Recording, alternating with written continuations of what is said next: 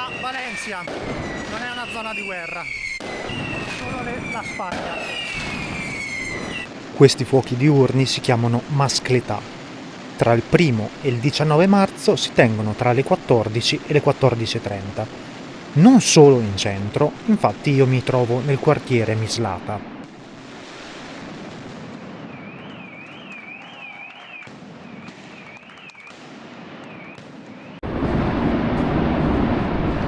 Non so se si è capito prima, dubito. Comunque sono a Valencia e queste sono Las Fallas, una delle feste più importanti in tutta la Spagna, nonché patrimonio UNESCO.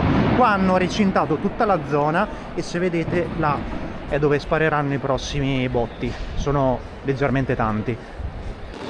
Giusto per aggiungere un po' di contesto, Las Fallas è una festa popolare in onore di San Giuseppe, che appunto cade il 19 marzo e si tiene a Valencia addirittura dalla metà del XVIII secolo. È un'occasione di festa e gli artisti innalzano enormi monumenti che rappresentano per la maggior parte personaggi pubblici e scene satiriche. Io sono arrivato qui il 18 marzo, quindi ho avuto modo di vedere queste opere prima della loro distruzione. Perché sì, il 19 marzo vengono bruciate per dare il benvenuto alla primavera e per lasciarsi alle spalle il passato. Inizialmente le strutture erano fatte di legno, vestiti usati e cartone. Ma con il tempo le cose cambiarono. In particolare con l'inizio del XX secolo queste espressioni artistiche si fecero sempre più complesse, sia dal punto di vista appunto artistico, sia dal punto di vista monumentale. Luminarie mi sembrano di Natale.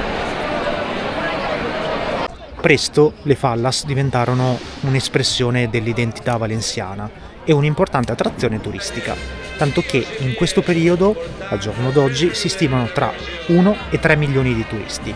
Capirete anche voi che per una città che fa 800.000 abitanti non sono pochi.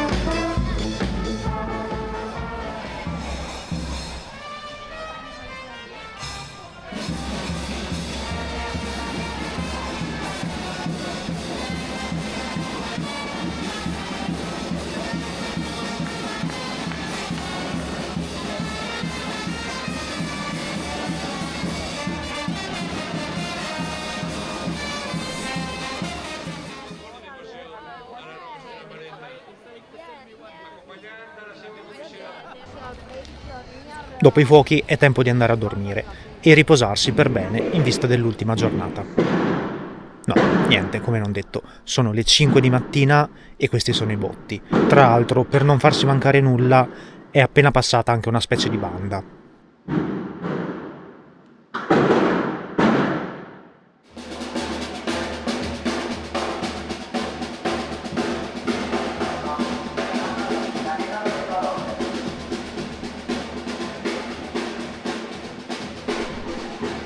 Buongiorno, è così da le 5, le 6, le 8, da tutta la notte.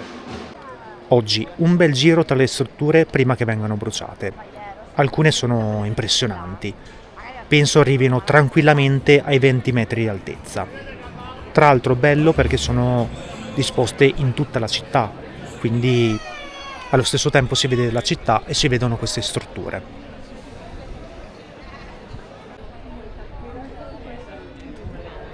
Come vedete sembrano molto giocose, diciamo, ma specialmente le sculture più piccole, i ninots, hanno messaggi sociali e politici ben definiti. Famiglia rifugiata.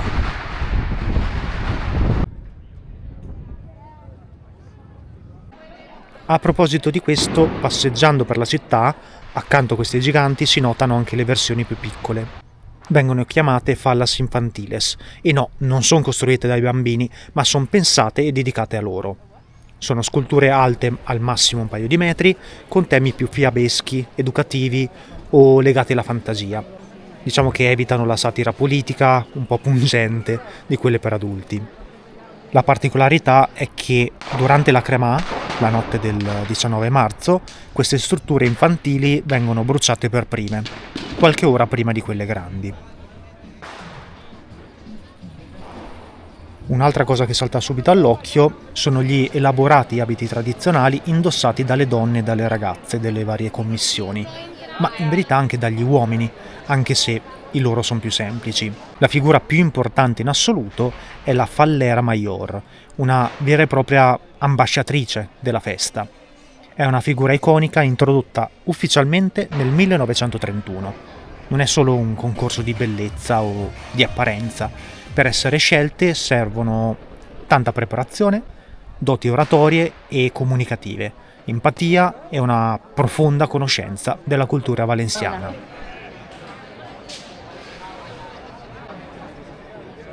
Ma tornando alle sculture, vi ho detto che il 19 marzo viene bruciato tutto. Beh, quasi tutto.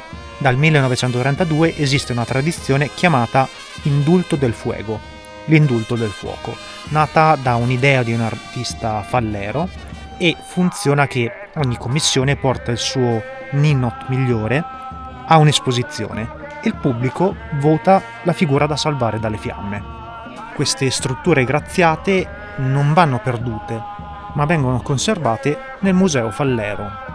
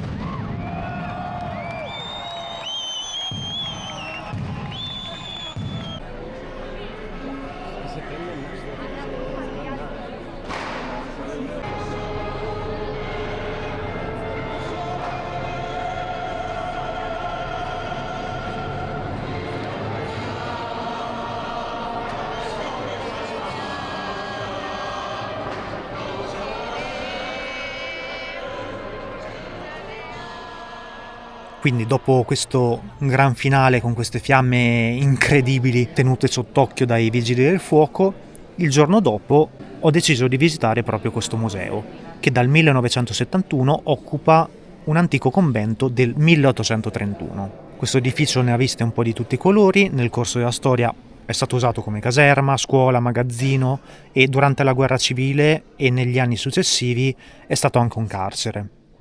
Se venite a Valencia è consigliato se volete saperne di più su questa tradizione e tra l'altro costa solo 2 euro. Qui si possono vedere l'evoluzione di queste opere passando dai personaggi tradizionali e folcloristici degli anni 30 e 40 fino ad arrivare al 1955, anno in cui fu vietato graziare i ritratti per spingere gli artisti verso uno stile più comico, narrativo e di caricatura. Questo è il cambio da prima che vietassero la rappresentazione di tutti i giorni all'anno in cui l'hanno vietata. Vincitore 2024, vincitore 2025.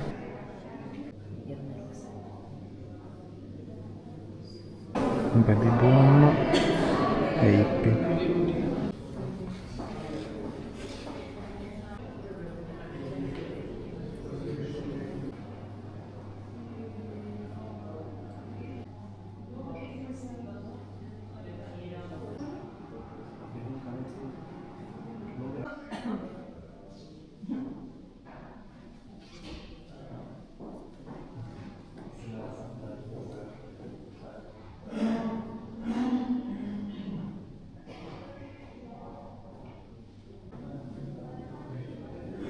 Spero che questo video extra vi sia piaciuto, per me è stato molto interessante e divertente partecipare a questa tradizione.